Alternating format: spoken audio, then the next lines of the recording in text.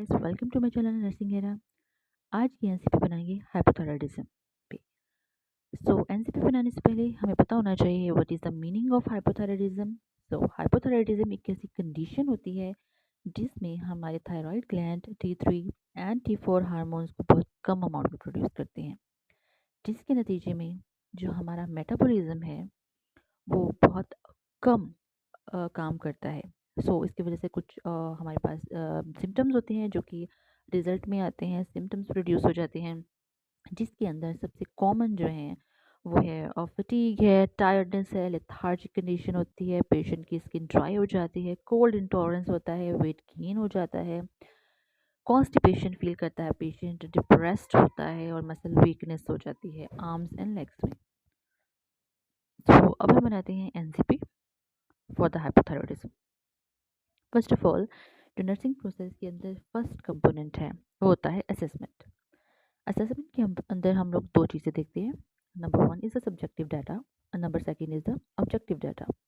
सो subjective data वो data होता है जिसके अंदर पेशेंट अपने अंदर जितनी भी चेंजेस आ रही होती हैं ड्यू टू डिजीज़ वो हमें बताता है, एलाबोरेट करता है, रिपोर्ट करता है, डिमॉन्स्ट्रेट करता है। हाइपोथायराइडिज्म जिस भी पेशेंट को होगी तो वो अपना सब्जेक्टिव डाटा हमें देगा और पेशेंट रिपोर्ट करेगा that he or she is suffering with the fatigue, tiredness, lethargic condition, dry skin, and the cold intolerance, complaints of the weight gain, history of the constipation, depression, muscle weakness in the arms and legs. तो ये तो हो गया subjective data. अब objective data हम लोग लेंगे उस पेशेंट से। ऑब्जेक्टिव डाटा हमेशा जो हेल्थ केयर प्रोफेशनल होता है, इधर इट मे बी डॉक्टर और द नर्स, सो वो नर्स और डॉक्टर का काम होता है अपनी पेशेंट की फिजिकल एग्जामिनेशन करके, तो जो भी डाटा रिसीव होता है उसे बोलते हैं ऑब्जेक्टिव डाटा। हाइपोथायराइडिज्म के पेशेंट के अंदर जो ऑब्जेक्टिव डाटा डाटा होगा तो उसमें डॉक्टर या नर्स देखेगी that the possibility of a goitre that enlarge thyroid gland, कि पेशेंट का जो गोइटर है वो काफ़ी एनलार्ज हो चुका है, वेट गेन हो चुका है, उसकी स्किन बहुत ड्राई है, हार्ट रेट स्लो है एंड बीपी जो है, ब्लड प्रेशर जो है वो भी कम है, मीन हाइपरटेंशन। बिकॉज मेडिकल जो टर्म्स हैं वो डॉक्टर और नर्स यूज़ कर सकते हैं। तो यहाँ पर आप देख सकते हैं कि यहाँ पर हाइपोटेंशन का वर्ड यूज़ किया गया है, ठीक है। और स्लो हार्ट रेट के लिए हम लोग टैकीकार्डिया का वर्ड भी यूज़ कर सकते हैं, सॉरी ब्रेडिकार्डिया का वर्ड यूज़ कर सकते हैं। Tachycardia is the increased heart rate and bradycardia is the slow heart rate. Hypothyroidism के अंदर जो लैब फाइंडिंग्स होंगी उसके अंदर हम देखेंगे कि लो थायराइड हार्मोन लेवल्स हैं, इनकी T3 एंड T4 की जो अमाउंट है हार्मोन्स की वो लो है और एलिवेटेड TSH लेवल्स। उसके बाद जो है नर्सिंग डायग्नोसिस, हमेशा नंदा की नर्सिंग डायग्नोसिस हम यूज़ करेंगे जो कि है fatigue related with decreased metabolic rate and reduced energy levels as evidenced by patient reports lethargy, tiredness and feels difficulty in performing the activities of the daily livings. ये है the nursing diagnosis. उसके बाद हम लोग बनाएंगे goals and the outcomes जो होंगे expected वो हम देखेंगे, जो कि हम लोगों ने आफ्टर इंटरवेंशन इसको गेन करना है, अवेल करना है, ठीक है।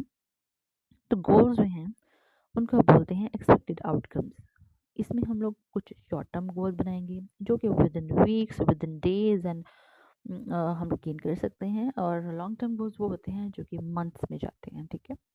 शॉर्ट टर्म गोल्स में हम लोग देखेंगे that the patient will report improved energy levels and the reduction in the tiredness and the fatigue with in 2 weeks of starting medication of therapy of hormone replacement. Short term goal हम बनाएंगे कि patient जो है वो report करेगा कि उसकी energy level जो है इम्प्रूव हो चुकी है, फटीग और टायर्डनेस कम हो चुकी है, और हार्मोन रिप्लेसमेंट थेरेपी के बाद जो है विद इन 2 वीक्स जो है वो इम्प्रूवमेंट अपनी कंडीशन में फील कर रहा होगा। Patient will practice daily moisturizing to prevent the skin dryness. जैसे कि हमने सिम्टम्स में देखा था, साइलेंट सिम्टम्स में, कि पेशेंट की स्किन बहुत ड्राई हो जाती है। तो क्या है कि पेशेंट जो है वो खुद से अपनी प्रैक्टिस डेली मॉइस्चराइजिंग करेगा अपने स्किन ड्राइनेस को ख़त्म करने के लिए, प्रिवेंट करने के लिए। ये तो हो गए शॉर्ट टर्म गोल्स। अब हम बनाएंगे long term goals. Patient will maintain the thyroid function within normal limits through adherence to the medication therapy of thyroid hormone replacement. कि पेशेंट जो है थायराइड फंक्शन जो है उसको मेंटेन कर लेगा नॉर्मल लिमिट्स में जब वो अपनी मेडिकेशन या therapy of thyroid hormone replacement के ऊपर अडेरेंस शो करेगा। Patient will maintain a healthy weight with in the 6 month. अब हम लोगों ने इसके अंदर साइन सिम्टम्स में जैसे कि पढ़ा था कि पेशेंट का जो वेट है वो गेन हो जाता है, ऐसा ही है। तो हमारा जो लॉन्ग टर्म गोल होगा वो ये होगा कि विद इन 6 मंथ पेशेंट एक हेल्दी वेट को गेन करेगा। Within 3 months, patient will demonstrate improved coping skills for managing emotional symptoms, depression. Mean 3 months के अंदर पेशेंट डिमोस्ट्रेट करेगा कि उसने कोपिंग स्किल्स को इम्प्रूव कर लिया है और वो अपनी कुछ इमोशनल सिम्टम्स लाइक डिप्रेशन को भी मैनेज कर पाएगा। तो यहाँ पर हम कुछ इंटरवेंशन देखेंगे और उसके बाद उसकी रैशनल क्या क्या हैं वो भी देखेंगे। सो इंटरवेंशन में है कि administer thyroid hormone replacement therapy as prescribe by the doctor. अब हम लोगों ने थायराइड हार्मोन रिप्लेसमेंट क्योंकि वो कम अमाउंट में पैदा हो रही हैं, प्रोड्यूस हो रहे हैं, तो हम thyroid hormone replacement therapy administer करवाएंगे जैसे कि डॉक्टर प्रिस्क्राइब करेगा। और मोस्ट कॉमनली जो यूज़ किया जाता है हाइपोथायरॉयडिज्म के अंदर वो होता है लेवोथायरॉक्सिन एक्सेट्रा। ठीक है, levothyroxine is a main drug that is used in the hypothyroidism to treat the hypothyroidism. इसकी क्या वजह है, इसका आगे हम रैशनल देखते हैं। To restore the normal thyroid levels and functions to improve metabolic rate and reducing the symptoms like weight gain and fatigue। जब हम hormone thyroid hormone replacement therapy देंगे तो इससे क्या होगा, इसका मकसद ये होगा कि नॉर्मल थायराइड लेवल को रिस्टोर करना होगा और मेटाबॉलिक रेट को भी इम्प्रूव करना होगा और कुछ symptoms like weight gain and the fatigue को रिड्यूस करना होगा। And second number is fibre rich diet देंगे and fluids intake to prevent the constipation.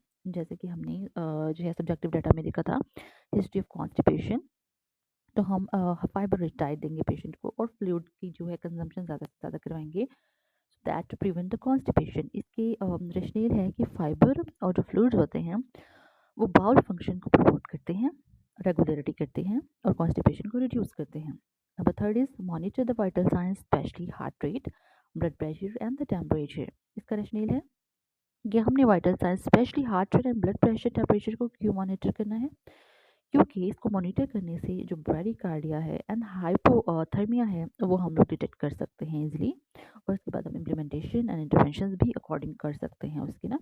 And number 4 is monitor the patients weight regularly, कि हमें पेशेंट का wait भी regularly monitor करना है। इसका रैशनल ये है कि to prevent the further weight gain, कि पेशेंट का वेट गेन और फर्दर वेट ज़्यादा वो गेन ना कर ले।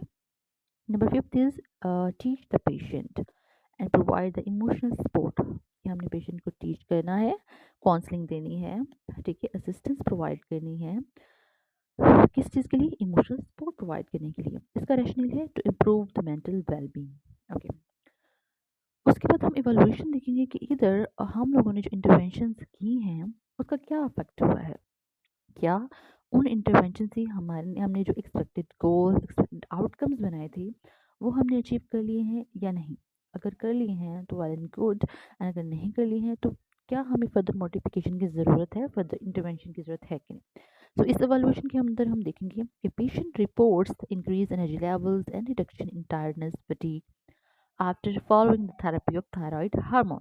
कि पेशेंट रिपोर्ट कर रहा है कि उसने एनर्जी लेवल को जो है इम्प्रूव कर लिया है एंड टायर्डनेस एंड फटीग को रिड्यूस कर लिया है after following therapy of thyroid hormone. Second है patient demonstrate skin care practices resulting in reduced skin dryness. Patient maintains thyroid function within normal limits. Patient maintains stable weight. Patient reports improved coping strategies for the managing emotional symptoms such as depression. So इससे वाज़ेह हो गया है कि हमने जो goals या expected outcomes बनाए थे वो हमें अचीव हो गए हैं। तो ये इंटरवेंशंस जो हैं are the good interventions for hypothyroidism. If you have any question, just put into the comment section related to this topic. I hope you all understand this topic very well, and if you like my video, subscribe my channel, like and share. Thank you very much.